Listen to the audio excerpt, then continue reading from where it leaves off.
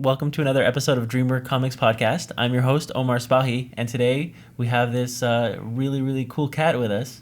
Hannah means Shannon, executive editor for ComicCon.com and editor for quite a few other places as well. Right. Mm-hmm.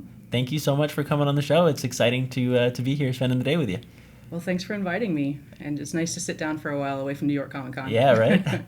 And so I was gonna jump right in and ask you a question. How did you kind of get started with comics? Like, what was your intro into comic books? Well, I think as a reader, my story is similar to a lot of other people, which is that I kind of almost like passively absorbed reading comics as a young person. I didn't really think about them being any different from any other types of reading I might do.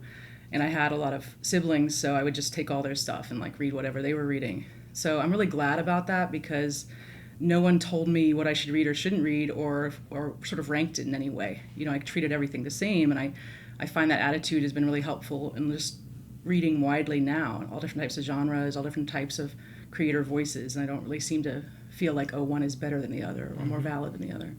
But in terms of working in comics and being part of the comics community, that really came to me kind of late through mutual friends. I didn't even realize there was sort of a scene I could be part of for a while. And the Museum of Comic Art that used to be here in New York, but is now part of the Society of Illustrators, would be holding events occasionally that I'd hear about. So I knew I could sort of go and meet other people if I wanted. But really, it was New York Comic Con that kicked everything off for me because I started giving talks from the more scholarly side of things because I was an English professor at the time. Oh, that's cool. Yeah, so I started writing papers about a lot of Alan Moore's work because I found it really interesting because it was very literary and I could kind of understand where some of it was coming from. So I started giving talks at New York Comic Con, met people here who encouraged me to go to events in the city, and then over the course of a couple of years, I just got much more involved. I love it. Yeah.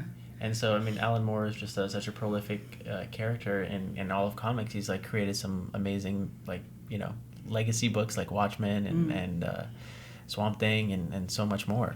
And you've also written on Neil Gaiman as well, right? Yeah, I mean, I like everyone, I think I'm a huge fan of his work as well. Yeah. I think a lot of early Vertigo appealed to me when I started reading more widely and trying to I started thinking, like, what is the history of comics and trying to get a little bit of a grip on where comics were at the time, which was around 2012. And I just started buying the cheap used Vertigo trades and just ripping through them. And it was really fun, actually, that kind of exploration. But Neil Gaiman had so much I could read. Alan Moore had so much I could read. Like a lot of people, I would pick a writer or an artist and I would try to follow everything so that I could sort of find my way through. Because otherwise it can be a little overwhelming. Absolutely. If you're coming to comics as a new person.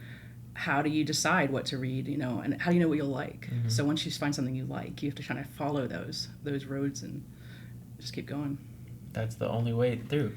Yeah. And then, so how did you go from like kind of talking about comics to now like working in comics? What was your first what would you consider your first job in comics? Oh, interesting.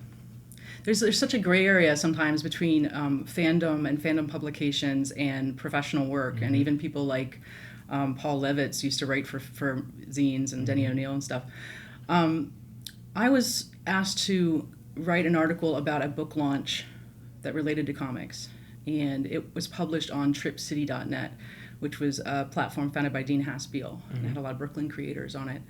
And I had never written anything like that before, but I wanted to celebrate the book. It was actually Seth Kushner's photography book of all these different comic creators. So I thought I'd give it a try. I was very, very nervous. In fact, I felt nauseous about it because I had done all kinds of other types of writing, but I wasn't particularly good at writing in the first person and like talking about my experience. But the article did very well, unusually well. It kind of went viral and it went around and just kept on generating readers in a way that really shocked me. So that what was the content of that first article? It was a kind of first-person narration of being at this event where they were showing slides of different comic creators, these amazing, beautiful photographs, and talking about each of those creators' lives and like giving you like a nutshell, like who this person is, what they've done, and like what they care about. And it was such an amazing tour of the comics industry, of the key people, and it just fascinating. I think as the human element really got to me. But I kind of put that down into a narrative for the readers who hadn't been there at the event. And I don't know, I guess I was a little poetic. It kind of ramped up the enthusiasm, and something about the prose style people really responded to. I love it. Yeah. That's great. I mean, it's one thing that just whenever that's happening, you kind of like, you realize that it's so much fun when you're going back and like you learn that different authors and different comic book creators create a brand, and they kind of like build an identity around themselves, so you can understand who this person is and what they believe in, you know. And there's certain people who are so good at kind of saying, this is who I am, this is what I believe in. And so you think of like different creators and you'll go, oh, this is their brand, you know. They do horror, they care about this issue, and there's different creators who have different things that you can identify with them. Yeah, I mean, Jimmy Palmiotti, very different from Art Spiegelman, right? Absolutely. You know, but learning about their lives and what motivates them is really fascinating to me. I never get tired of hearing stories like that. Me too. I mean, that's a big part of why I do the show, is because I love love those stories and love those concepts. And after that, how did you start editing? Because I know writing and editing are pretty close neighbors, but how did you end up kind of moving over to editing? Yeah, that's a really good question. I think that it often happens in comics journalism, not always, but often, that if you write enough and contribute enough, and at this point I was contributing to the Comics Beat with Heidi McDonald, you get trusted to edit your own work. And when someone can see that the quality is there all the time and that you're being really conscientious about it, they might then allow you to start editing a couple of other people who need help or who need some sort of coaching or a way in, because comics journalists are often just coming out of the cold. They've had maybe no experience, or they've had a little bit of experience in some other field. So there's a lot of mentoring and training that goes on kind of informally. Yeah. You know, so I started editing a couple other people's works, just helping them out, almost like, you know, like a teacher. And I became a contributing editor. That means mainly you edit your own work. And then I started editing some other people's kind of on the side. I went through the same process once I was writing with Bleeding Cool, and there was some overlap between the two. And then there was a sudden jump for me between just editing my own and a couple of other people's work, and then becoming an editor of 80 people's work. Yeah, so there was a big jump. That's a huge jump. I mean, you go from just having a couple little projects to being like the main person behind all these articles. So it's it's crazy. You know, when I remember, I must have been, you know, a few years ago, I was doing ads on Bleeding Cool and everything, and I remember like at the time it was like, oh, it was Rich's site, and Rich was the guy in charge of anything, and then like overnight it felt like you came in there and were like, okay, no, we do everything, burned it to the ground. Yeah. No, we had you come in and you kind of like shook everything up, and like you were able to take a lot of work and deal with a lot of different writers, and it was really cool to see that. And it was, well, thank you. It was a testament to how amazing you are. So. Well, a lot of things contributed to that working, and one of them was that Rich really wanted that help. He was having to do so much of his own work and try to manage everyone else's. So that was just kind of impossible for a human being to carry that forever. And the site was coming up, I think, on its 5th anniversary at the time, so it was getting pretty big. And it was the full plan of the owners of the site, who's not Rich. Rich is actually one of the founders, but not an owner. They thought, we've got to get some infrastructure in here. Yeah. And so we all worked together to create a way to do that. And I think it worked out. Yeah. It was great when you were there. Well, thanks. But you've moved on now to comiccon.com. Yeah. You're the executive editor there. Yeah. Actually, the bridge between those two things, professionally speaking, was a year at Dark Horse. So actually I went from Bleeding Cool to deciding to make that leap to just see what life would be like if I was just a comics editor all the time, didn't do journalism for a while. And I edited quite a lot of work at Dark Horse in the time that I was there. Unfortunately, it didn't work out for me to stay living on the West Coast, so I had to make a decision career-wise to come back east. And I luckily came across this opportunity to work for comiccon.com, which had been a site in the 90s that was quite prominent and had become defunct somewhat, and the URL was still there and still owned by people who are interested in running a site. And out of the blue, almost, I was approached and had a conversation about taking on this gig to basically relaunch a site, and that was exciting for me. Yeah, so. It's exciting to build something from the ground up, and just kind of like, so like, what are you doing now to help like build that site up? Like, what's the process like for building it? It's pretty fascinating and strange because there's just no roadmaps, and It was a great honor and also a little bit scary to be asked to be the executive editor, which meant that I would have creative control over basically everything for the site. It started actually with me just quietly on my own, working away for a few months to just start the wheels rolling. I wrote a lot of the content myself. I was being the curator of content. I was like, what do we need on the site today? I want to talk about Jessica Jones. I would just decide, like, what are we lacking this week? What haven't we talked about? Let's try this other area. Did we have some manga recently? I would start like kind of mixing and sifting different types of topics in on the site and see what's working and see what's not working. Yeah. And doing some testing and being like, okay, this is working, or this isn't working, or yeah. And the name of the site, comiccon.com, is interesting because it could really be anything.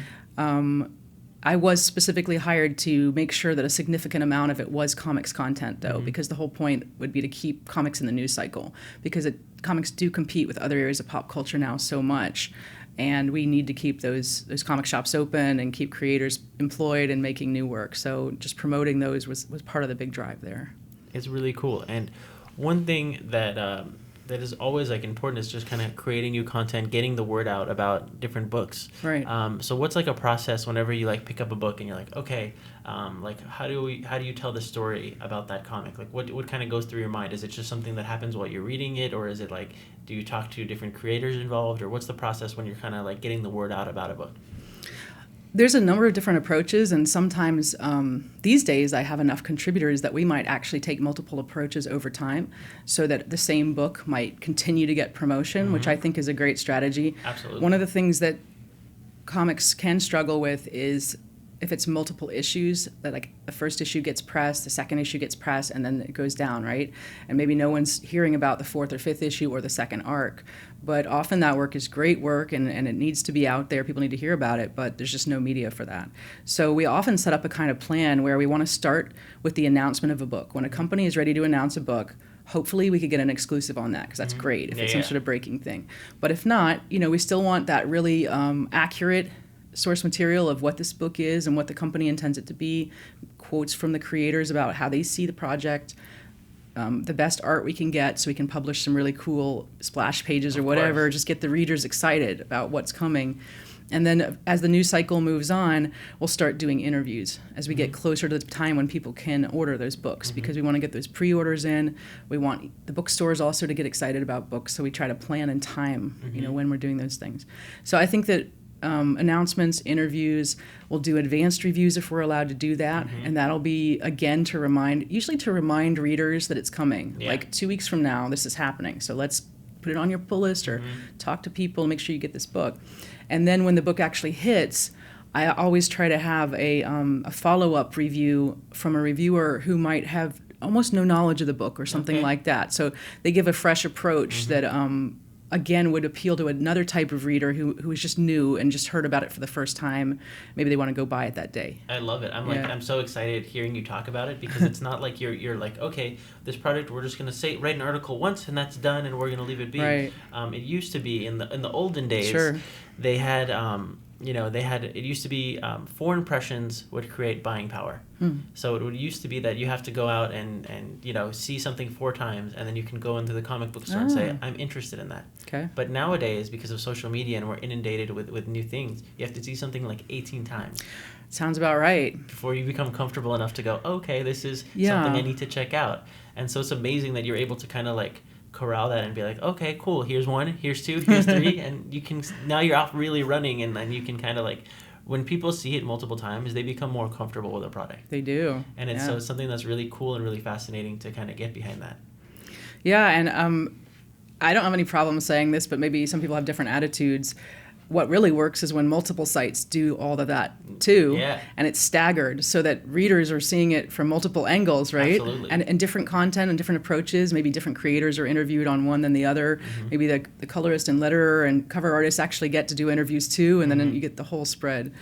You get the whole team involved, and you get just so many pieces of content, and everyone's kind of championing this book, and it kind of takes over, and you have this like whole thing that like it seems like your entire social media feed just becomes like about this book, and you're like, how did that happen?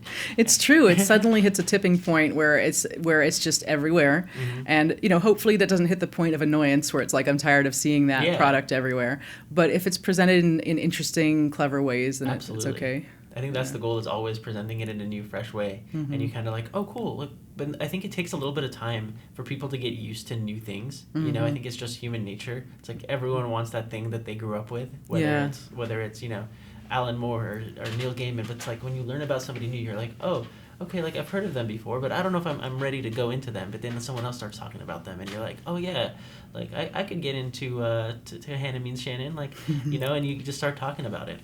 Yeah, there's a certain warmth and lasting power when it comes from another human being. Exactly, it's very true. Yeah. So I wanted to switch gears for a second, and then talk about you as an editor now for comic books. You have an editor now for Waxworks Comics. And got House of Waxworks #2 here. Yeah. I love the art, and tell me a little bit about being the editor over there. Well, the cover art there is by Jonas Scharf, who you might have heard of. He does a lot of work with Boom Studios. He's currently on Bone Parish with Cullen Bunn. House of Waxwork is an anthology comic. Each issue consists usually of two 14-page stories, or roundabout. And we've got some great rotating cast of creators coming in and doing those shorts, because whenever you work on shorter pieces, you can often get people whose schedules are otherwise pretty booked. Like they can do the shorter piece, but they may not be able to do a series, right? So that's neat. I have a particular obsession with anthologies and horror comics. When I was at Dark Horse, I was the editor of the Creepy and Eerie archives, and we used to scan and clean the original great art by people like Bernie Wrightson and Richard Corbin, and just amazing stuff. So when I was asked to do a book like that with Waxwork, I said, you got to be kidding. My job description, my resume actually fits exactly what you're looking for. Because they said, we want it to be like Creepy and Eerie. And I'm like, you don't say. What a surprise. I've done something similar, Yeah. But to explain Waxwork for a second, because it is quite a unique publisher. Waxwork Comics is a division of Waxwork Records. Waxwork Records started in New Orleans a few years ago, and a remarkable, amazing success story. They're producing vinyl soundtracks to classic horror films. Oh, wow. Now they do even more than that, but that was the foundation, as far as I understand. And beautiful, crazy vinyl and psychedelic colors and designs. And the record sleeves would be created by comic artists. So Francesco Francavilla has done a lot with them. And over the past few years, they've just gotten bigger and bigger, and the fans are so rabid and hungry for this stuff. I mean, this weekend at New York Comic Con, they released the soundtrack for the original Teenage Mutant Ninja Turtle films with all new original art everywhere by Kevin Eastman. Wow. And I'm just like blown away. And it was a double disc set. Like each of the discs were like, records were like, one was like red, one was like gray, and it looked like cement and like crazy cityscapes. So there's a big design element there. So that was their foundation. And Kevin, one of the founders of the company, had a real passion for comics, and a lot of comic creators kind of knew him because he would get them to do art for the records, right? So he decided he wanted to launch a line of comics, and it started with House of Waxwork, which you see there. After that, he decided that he also wanted to start doing creator-owned series. And Poser, which I have here, is the first of those. And you see the creative team: Matt Miner, Clay McCormick, Doug Garbach, Taylor Esposito. A lot of people you might recognize the names from the indie comics community, right? And this is their creator-owned series, and it's amazing. It's like a homage to slasher stuff, but it's all with music scene involved. And one of the reasons for that is all of these comics come with original soundtracks created by punk bands and by metal bands. That's awesome. And some of them are really prominent too. And you can buy these comics directly from Waxwork, and if you do, you can get the vinyl soundtrack to the comic with the comic itself, which is what we've got here. Now, more recently, Waxwork Comics have branched into comic shops, Diamond Distribution, and in that case, you're going to buy a comic that looks more like this, and you're going to go for the digital download rather than the vinyl, and that helps. People have different price points they want to pay for comics, but also not everyone's into records, so it gives an option there. Absolutely. That's so cool. That's my bit about Waxwork, but yeah, I'm the managing editor with them, and it's a line of horror comics, so. So, how did that come to be? How did you kind of like become managing editor there? Like, what was the process in them hunting you down and finding you? Yeah, I personally kind of researched what does a managing editor, because I had been an associate editor before, and I kind of understood what that meant. But I wanted to get advice from different friends, so I reached out to different editors who I trusted in comics, like kind of quietly, and said, "Can you tell me what this means?" Because I'm not sure, because I hadn't accepted anything. I didn't know what I was going to do. But basically, the person who had preceded me in the role had the title of managing editor, and they're interested in having a managing editor because as their line expands, there could be more oversight and managerial stuff going on, like other editors doing different lines of things. So kind of since they're at the earlier stage, they wanted to go ahead and set that up as a structure. But if you're a managing editor, it does mean that you're more involved in production, the production values and looking at proofs and stuff. All editors do that to some extent, but I think the managing editor is going to be someone who's looking at schedules and things a bit more, and also keeping an eye on the promotion and release dates. Oh, wow. So you're doing it all. Yeah, well, things like the previews, blurbs that you need for Diamond and all of that. Some editors, depends on the company, do that, but a managing editor definitely has to make sure, if they don't do it themselves, that someone does it at the right time and that sort of stuff. That's really important, because you have to get the books out there and get people to know about them. Yeah, we love making comics. Comics are our heart, but if you don't think about the practical stuff, who's ever going to get them? Exactly. You're never going to reach the audience. So. And so, like, what's the process and like getting the book like out there through Diamond? Like, was that because that just happened recently? Yeah. So that's super exciting. What was the process like getting it through Diamond? Well, I had worked on those sort of things before at Dark Horse, but through middlemen. I didn't do directly business with Diamond, and I knew the bits and pieces that were necessary. Like, you have to have a certain items that you're handing over to use for promotion. But this time around, it was new and different. And what I discovered is that it's actually, in some ways, incredibly easy to work with Diamond, which I'm happy to report, because a lot of people, are probably listening to that and wanting to say, I want to reach out to Diamond. Well, you should, because guess what? On their website, there is a portal that you can directly access that gives you all of the instructions for how to get your book into Diamond for the first time. Oh, that's awesome. And, they do require a fair amount of material to do that and you to answer a lot of questions, but it's like one big package of information that you can prepare. And once you get that ball rolling and you're talking with them, they'll let you know if they still need stuff, if they didn't, get all the documents, they weren't the right resolution, something like that. And it's a good idea, just as a tip, if you're trying to do that, to have the first issue of whatever it is totally ready, because they really like it if you send them a proof of the first issue. And they can see the quality, they can see that this is something for real, and because I'm sure, as they get a lot of submissions from people who are like, oh, I'm interested, I'm going to get to it, I'll let you know when I have it in 2 years, and you're like, well, we have a book to put out in 3 days, so are you in or out? And they're like, well, we want to be in, but we don't have anything yet. So like, well, let us know when you have something. Yeah, it's not for people who are just mildly prospective about it. It's for people who are definitely wanting to get on and they have their own production schedules and they know when their books are going to be ready. But even once you start doing that process, you got to be a little bit patient. It will take a few months to get that stuff rolling. It may not be as fast as you initially want it to be, but once it does get rolling, you have predictability, you can do the marketing, and you also have the prestige of being with Diamond and being in the comic shops, which is great. Yeah, it's crazy because they get sold around the world that way, and I remember when my first books were going through Diamond, like what a thrill it was when I had like books coming out and like fans coming and writing me from like Norway or the middle of Europe, and you're like, really, you guys get my books? It's like, that's crazy, but it's really a thrill.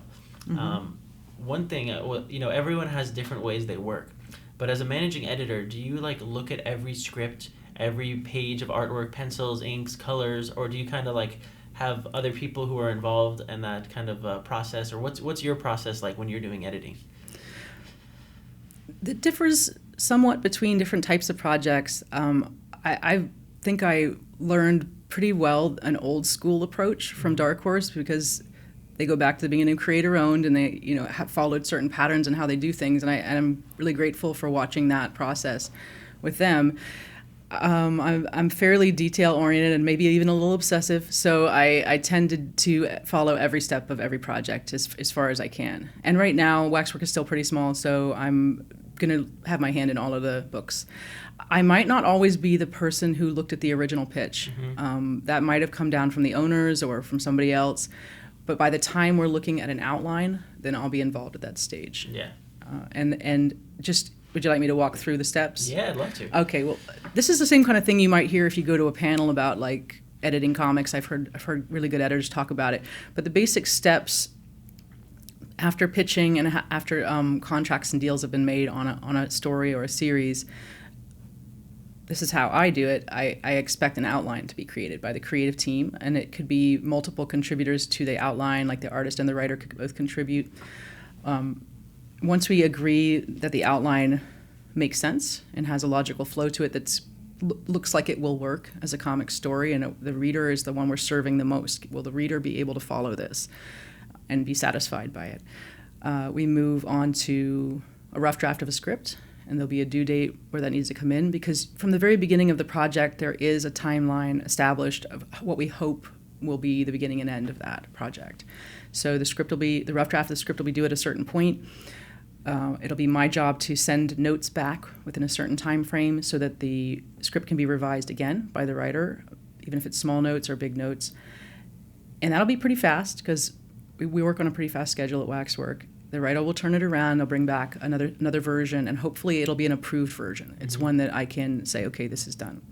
Now for House of Waxwork, those stories are owned by Waxwork once they're commissioned and paid for. So I represent the kind of quality control on do we approve that script? Is it something we're comfortable publishing at that point?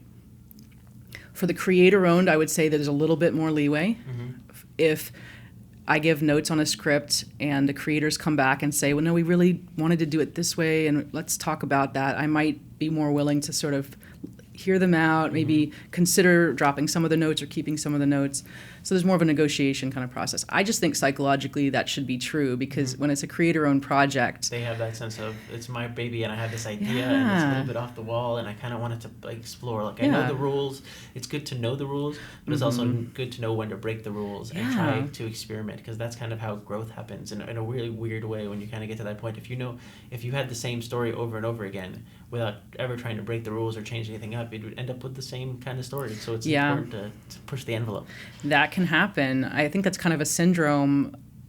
Some of the publishers over the years, you'll notice certain time periods or runs of comics that there's a cookie cutter aspect to them, and that's not good, right? No, definitely not. I'm really interested in innovation in comics, and I read a lot of weird indie comics and art comics and stuff, and I try to give people the benefit of the doubt. I want to try something really wacky, as long as it's not closing the door on the reader. I don't want someone who's a casual comics reader to suddenly feel discouraged, like, I don't understand comics after reading a certain story, because then they might not ever read comics again, you know what I mean? You got to throw them a bit of a lifeline. So I'm looking for those issues that might arise, but beyond that, I'm all about like allowing people to try weird stuff in their comics if they can. 100%, because you never know what your audience is going to be, and like you never know like what you're gonna go after. Like you can be like, oh, I'm gonna try writing horror, and be like, horror, I didn't really find like the people for horror, but I'm gonna start writing like superhero books and find someone who's like, oh cool, like superhero books is where I've really found my voice, and I can write those because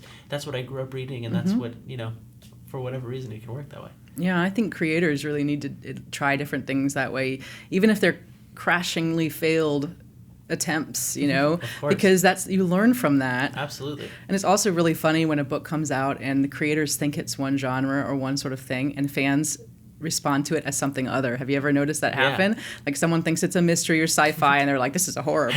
You're like, okay. Yeah, but you kind of go with it, right? Because exactly. You find your audience, right? That's what it's about. It's so funny how that works.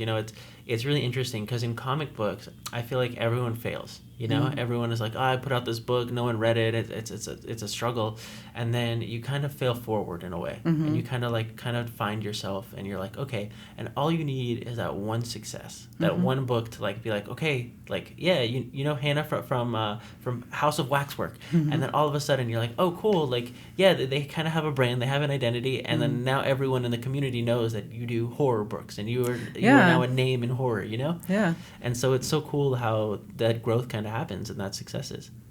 I think you had asked me, and I didn't really answer, like how I ended up with the job at Waxwork. Yeah. And the answer was, having been at Dark Horse, and then I often would be reviewing horror books or interviewing people about horror books, and somehow that stuck, and they thought, she's a horror person. and my only response is, I'm all good with that. Yeah. Let's do that. And there's two other publishers I work for also kind of spin in that same direction, because I ended up doing a book with Black Mask Studios, which is coming up this autumn. That's an occult-themed series. And and I'm working now with Heavy Metal Magazine. Oh, and wow, that's awesome. Also, quite horror influenced and darker stuff, and also with the music connection, because House of Waxwork has the music connection. So I think that's how it all kind of keeps on leading to new stuff, and all of that, people are thinking of me as that person who does that horror stuff. So I'm good with it. So let's break down for a second, what you're doing with Heavy Metal. So what have you been working on there? Can you talk about it? Sure. I mean, we're in very early stages. I only started looking for stuff a couple months ago. Basically, just I'm bringing in pitches for the magazine and talking to creators and sort of going through the pitch process, which we didn't really talk about, but that's a whole different little world of how to make a good pitch. So I'm actually helping them make their pitches really good, and then I can discuss with the rest of people at Heavy Metal. I want to put this forward and put a bug in your ear. I think you should work with these people on this story, but I'm only going to do that when I get to the point where I really believe in that project that they're pitching. So we kind of work and hack it up and hone it down till it's a really tight pitch. And actually, by the end of that, they usually have half written the thing, because short stories, you kind of have to pin them down anyway. So I'm just in that stage of bringing stuff to the magazine at the moment. So let's talk about the pitching process. Oh, yeah. Let's take a second and break down a pitch. Okay. So I want to write a article on. I'll let you pick. What do you think we should write an article on today? Let's say House of Waxwork. So pitching for journalism. Pitching for journalism, or were you talking about pitching for comics or magazine content, or what were you talking about at the time? Because there's different. Would you say it's different for every form of medium, you think? Well, in comics, I think it's pretty specific in many ways. Comic pitching for me is a series of pieces of information that can be presented in a best way, I think, which is always a very clearly communicative way, where someone can look and spend just a few minutes looking at something and get drawn in enough that they want more. So pitching has a certain art to it for comics. Pitching for articles is a little bit easier in some ways, I think, because if I can find out what type of article it is, how to classify it, is it an opinion piece, is it an interview, is it a historical overview of some kind, like if the writer can articulate to me what type of article it is, what the subject matter will contain, and sort of what the slant or attitude toward the material is, then that'll give me enough to decide. But also based on their past work, which I will look at to see what their style is, how they usually handle material. I think for comics journalism, and as the executive editor at Comic-Con, I will be quite harsh on that, because I have very specific ideas of fairness and how I think material should be treated. We do run negative and positive reviews on the site, but I also think that within that, everything has to be well argued and well presented. So I want to see writers who can definitely explain themselves well. If they're going to say something, they're going to say, don't read this book, I really want them to be clear why. Well, yeah, exactly. You just want it to be some reason, but if you're like, oh, this is terrible because they didn't take the time, it feels like they just copied this instead of trying to define their own thing, or, there's a million reasons why somebody can like it, and everyone has different tastes. Sure. So it's okay for one person not to like it and have somebody else like it down the line. Right? Yeah, actually, I love it when I see one of my writers on the site, and a lot of them are really awesome people doing great work right now. They'll actually give a very thorough review of the comic, and at the end they'll say, I didn't really like it because it's not my thing, but I recommend it to people who like this, this, and this, because I can see that the team did a really great job on these aspects. And I'm like, that's a fair review. That's a fair review. And that's a very honest review. If you're coming out and saying, hey, I don't like it, and you're like, but I think other people might. So that's a really cool way to look at it. Yeah, it's good for comics because everyone always needs to hear about new stuff and find new things to read. For comics pitching, there's different standard approaches which I think work pretty well. You want to have a very clear title already worked on, that you've kind of conceptualized why that title works for the project and how it can reach people. You want to have a very short summary of the main kind of events or plot movements, like less than a paragraph. Then you want to have a longer summary that goes more into detail in terms of the beats that would happen in the story, and also making sure that the characters are kind of being brought in, the main characters. If you want an extended pitch, you might also have a breakdown where you have your main characters and a description for each of them, a paragraph or something like that. And importantly, you also have a biographical information about all of the creative team that are involved at that point. That's so that people can see the professional work that they've done, links. Really great is to have some concept sketches or art that are part of the package, maybe a PDF that you've put together. and that'll help visualize the project. If it's something where it has partly been drawn, you can even include sequential pages, which is probably the cream of the crop, because then the editor can see totally what it looks like. Of course, once you can see the quality there, you're kind of like, oh, this is for real, as opposed to like it's just like somebody who wants something. Instead, it's like, oh, this person I trust to like deliver it looking good and deliver it on time. The quality there, yeah. I mean, we all know that concepts are important. Like what is really the idea behind a particular story? But I've heard so many stories about books that got picked up because the art was just extraordinary. Absolutely. So seeing that and letting the artist shine, is important. At the same time, if it's not a project that's been picked up yet, it is hard to invest a lot of time in creating all that art. So everyone kind of decides on their own how much they are prepared to do before a book gets picked up. It's interesting because, there's companies like Image that were founded on that concept. That was, that's even in the name, Image. You have this company that is like founded on artwork and like the importance of the artist and the artist's vision and the artist's creative talents. It's really cool to kind of like see that and see their growth like that. Yeah. So it's cool. And I think, when I personally write, I write from a place of like theme. Because for me, it's about character. It's about like, what does this protagonist want? Are they going to get it? Are they not going to get it? And what's their journey and how do they grow from that? But do you as an editor, do you kind of like want to know the ending of the story from the very beginning, and like, or you're like, okay, you want to kind of ask that, like, do you want that? Do you want to have to ask for like that thing, or you want like the writer or producer or artist to be like, oh no, this is what everything is. So. I have a pretty specific answer to that, which is that in that first paragraph, that summary, you must tell the ending, yes. I think the most important reason for that is that you're trying to sell something. Absolutely. And the person who's taking the time to read that document is probably doing it kind of as a favor. I mean, they don't have to read your document. So you want to get that first bit of information all in one dose. And then after that, it can kind of germinate in their mind a bit. Maybe they're going about their day doing other things and they keep thinking about that arc of the story. Oh, that's a really interesting way that A got to B, So you want that to stick in their mind. Ideally, you want the editor to be able to repeat back that story to someone else, having read it only once or twice. And then it has to be really concise, right? So the ending is important to do that. If you don't include the ending, the company might not believe that you fully understand the project that you want to do. Absolutely. Now, there is room for expansion and for questions, and the long summary that you do, the longer outline, I would say you can bring in some stuff there. You can raise questions, because when you write in a dramatic way and you want someone to be excited by something you're telling them, you want to engage them, and asking questions can do that. Absolutely. Yeah. So, why does this character think this way? And then all of a sudden you're going to be like, why do they think that way? Would it be weird if they didn't? Well, is that human nature? Is that a real world thing? And then all of a sudden you've got them like, okay, cool, I'm thinking about your project. I'm invested in that project. Right. Well, you mentioned also being character-driven in stories, and I would say that a pitch is nothing if you don't remember the importance of character, because stories are bought and sold on the basis of character. Absolutely. I think comics is particularly character-driven. So one thing that can get a little old is when your characters are too similar to other people's characters. So you want to think about that a little bit.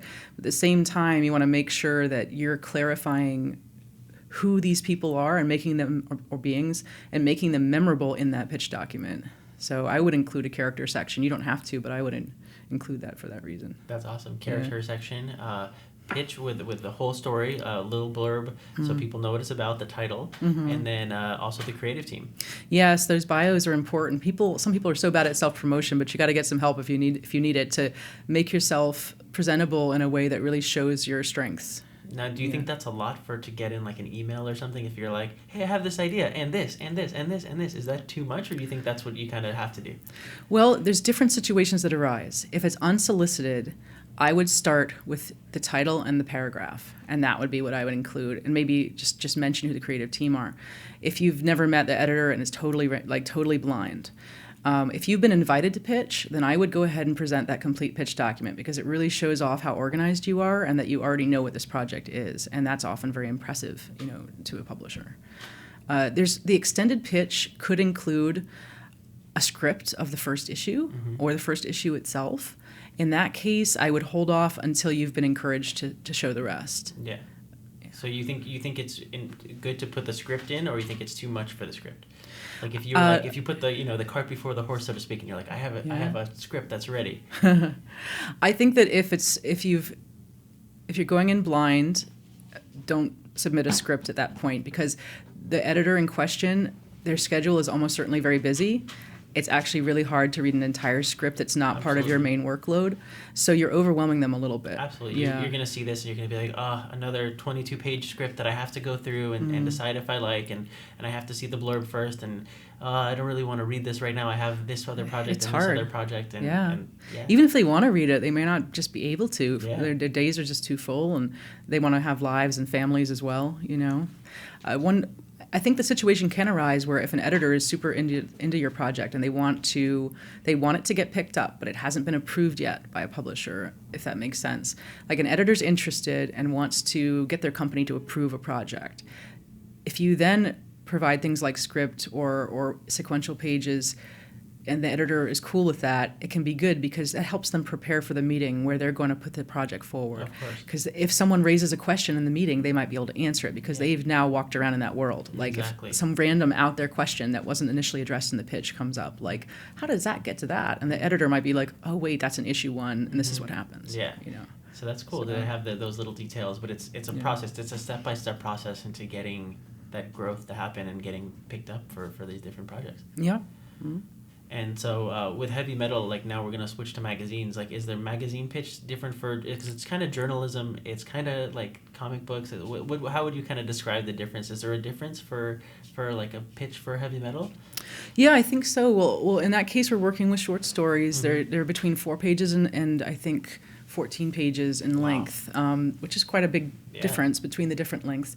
But the different length stories are equally desirable because we're creating kind of a puzzle or mosaic each issue, right? And we can move them around. So a story might be in one issue or a different issue based on how many pages are left free in that particular issue, and they can sort of decide which works better in what position in the magazine in terms of page count, what works better at the beginning, the end, stuff like that. But for the pitching process, I would say it's all a lot briefer for a short story. I actually just I made a decision about what I thought a good pitch would be. And I created this block of information and I started sending it out to people. Yes. And I said, can you just please follow this? Because that's going to be the easiest for us. And it's basically not going to be more than a page of information, but it's very specific. It has like headings. That's amazing. I love that. And I said, if you can do this and you can provide, and for that you also do want art samples and stuff, even if it's not for that story, but just to show what the artist can do. And if you have that block of information in the artwork, that's going to be your quick pitch, and you're going to be able to keep things moving. I think for magazine pitches, creators need to be a little more flexible and have even more of them, because you could come up with a lot of great stories, but they don't quite fit with what the company's looking for at that exact moment. So you want to have some different options. So if you want to put together a pitch for heavy metal, I'd say put together 3, have some different ones, and then you might end up getting the one you didn't expect to get picked up, like that one that you thought was an outlier or something like that. So. It just happened to me. I pitched 3 things, and then I was like, oh, they're never going to pick number 3. And lo and behold, they're like, number 3. And I was like, oh, of course. For that reason, and I've heard other people say this, it seems like it's a no-brainer, but please remember this. Never pitch something you do not actually want to do. Yeah. Because absolutely, the editors believe that you mean that when you put that pitch to them. And you better be, if you get a professional opportunity, and you should take it, and that means you're going to have to do that project. So you have to believe in it, and you have to be passionate about it. And you're like, oh, I shouldn't have just came up with that in 2 seconds and sent it off. I was like, I should have resonated on that because now I got to live with it for a while. Yeah, you're going to have to meet those challenges. Like if you're an artist writer who does both, and you don't pitch something where there's stuff in there you don't want to draw, right? You're like, wait, no, what have I done?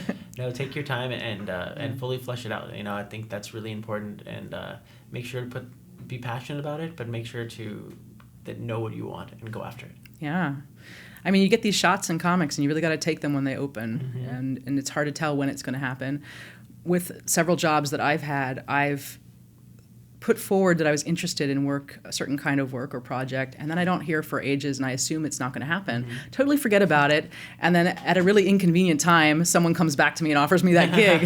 and you're like, no, I had just taken another job. Right, and there might be hard times where you have to turn down for that reason. Yeah. But most commonly among creators and myself too, I sit down and have a really hard think about my entire logistics of my life and whether I could possibly still do this thing that I want to do. Maybe shift some stuff around and see if I could accommodate it.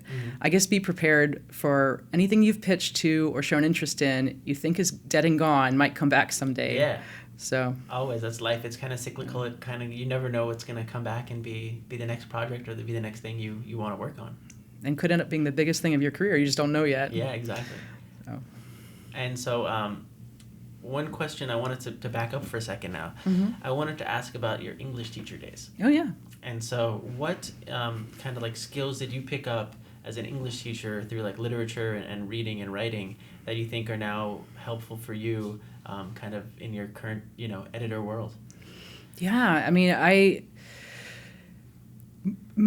it's been more relevant, more useful, more helpful than I would have ever imagined, actually. Part of it was just the sheer work of being a teacher as I was a professor, and I also have taught other age groups. Having to interact and communicate with so many people with very large classes and lecture halls and stuff over a period of a number of years, and they were all young people, 17, 20, whatever. I was primed and ready to talk to those people as a journalist, and I didn't know that, but that's what developed over time. So that was something that really helped. But the orderliness necessary to be a professor in terms of processing information, creating outlines, syllabuses, marking tons of papers. Yeah. But I also taught writing for 10 years. So I was teaching people how to write and argue. All of that's essentially the same as working as an editor in journalism.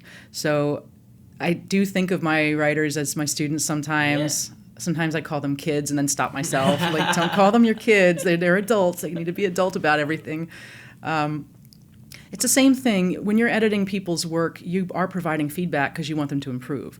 So I'm often making notes that would be the same kind of notes that I would have made on a student paper. Like, you're doing really well in this one bit, but then you slip and you forget to finish your thoughts. The same organizational kind of lecture stuff that I would have given as a teacher. All right, so yeah. I always wondered this as because you as a teacher, even like a high school teacher or something, you say you have 20 kids in your class, okay, and you have 6 classes, and you're an English teacher. Yes. That's 120 papers you read, and say every one of them is 4 pages or 5 pages. Do you go through and read every single paper, or are you okay, I know at the bottom of this at this paragraph, this is where the key thing has to be, and this is what I have to kind of look out for? Is that something you kind of learn to go through them, or are you there going through every paper okay, this one's good or not, because you're you're giving people a grade? So I'm curious, because that to me it's not like math.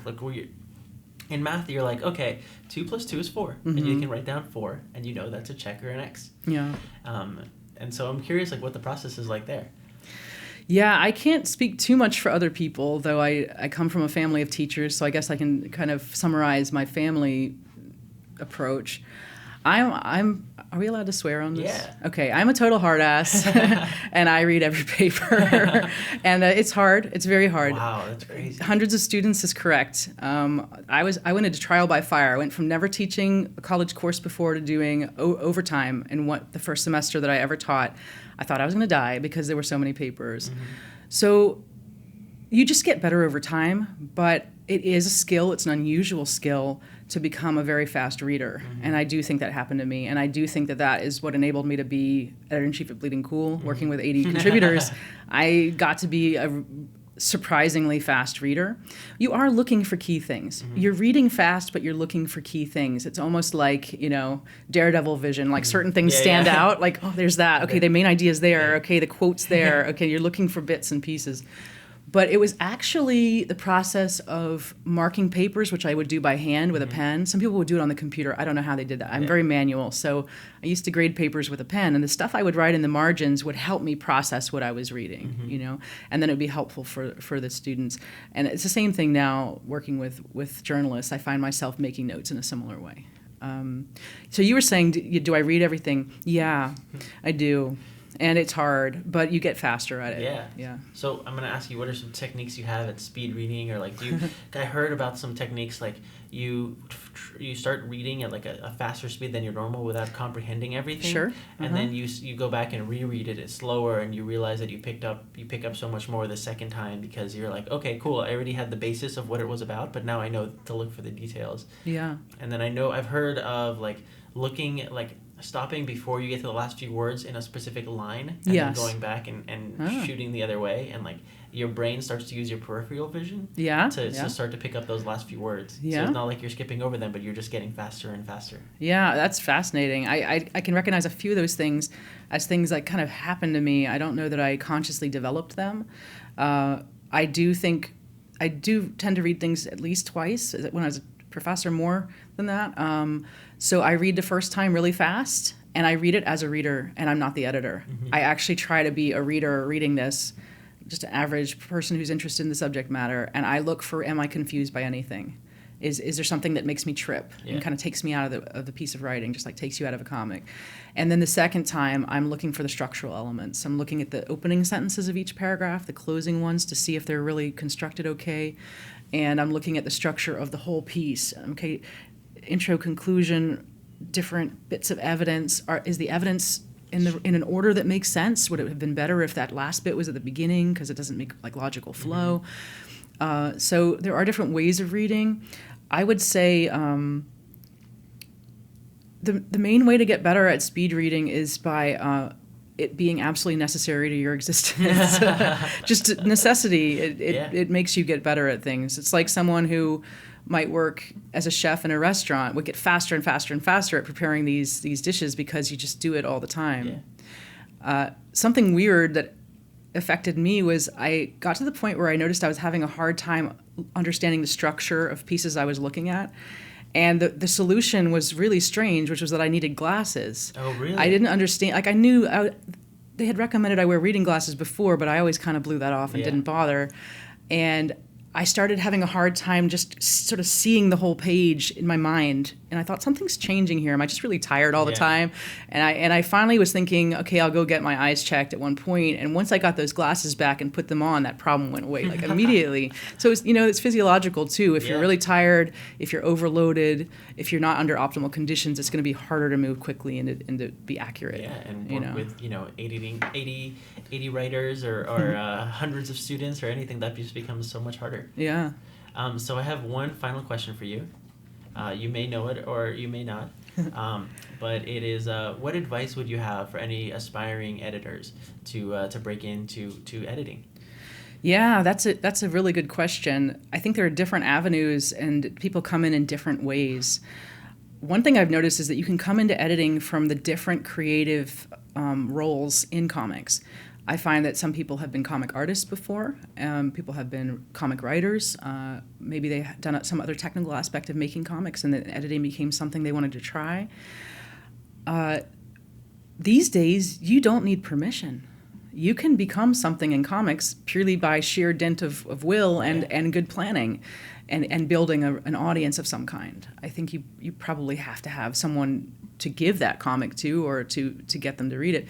But if a creative team gets together and you got some friends and someone's an artist, someone's a writer, someone wants to try their hand at editing is kind of like being a project manager as well. It just depends. Sometimes the person who is the project manager is also the artist on a book, so they end up being kind of the editor. It shifts around like that. You got to just jump in. You got to try it in some way. And these days you could do it with webcomics. You could do it through a creator-owned project or Kickstarter. You get your first credit. You get something that comes out with your name in it, even if it's a Kickstarter and doesn't go out to shops or something like that, and you build it up. So people want to see, just like with other roles, they want to see quality and consistency over time. Absolutely. I think people don't care if it came out on Kickstarter as long as you've done something. People are like, oh, this person's for real now. They're no longer an aspiring editor. They're now an editor. They're now a writer. They're now an artist, and that's how it works. Yeah, and sometimes I think it's even more impressive if it's a Kickstarter project because you did that all by yourself in a way, or out there without a lot of guidance or leadership, but you kind of wrangled that project and brought it to completion, and that's really impressive. Exactly, because a lot of things get started and never finish, so it's good to finish that. I would say that in any role in comics, a big rule should be finish things, finish them, even if it's excruciating. Try to get to the end of that project, because then once you have it. Yeah, Yeah. absolutely. I mean, I can't tell you the amount of times I've tried to work with people, and it's just like something will fall apart along the way. Someone else gets busy, or they have another project, and they're like, "Oh no, how are we going to make this work?" And it just you have to kind of force a will it sometimes and say. It's so understandable, but it's so sad. Exactly. Yeah. Like, all of us are overworked. I'm speaking for you here. We all You're right, though. We all drop the ball occasionally. Projects can be troubled for reasons that you can't plan. Someone's spouse might get ill, or something happens with their work situation. Projects can be troubled, even if they're beautiful, wonderful projects. But you have to keep it moving somehow. Find a way to keep pushing it forward. It's true. Basically. And I love it. Thank you so much for coming on and talking comics and talking teaching and everything. You're very welcome. Look forward to seeing more of your shows in the future.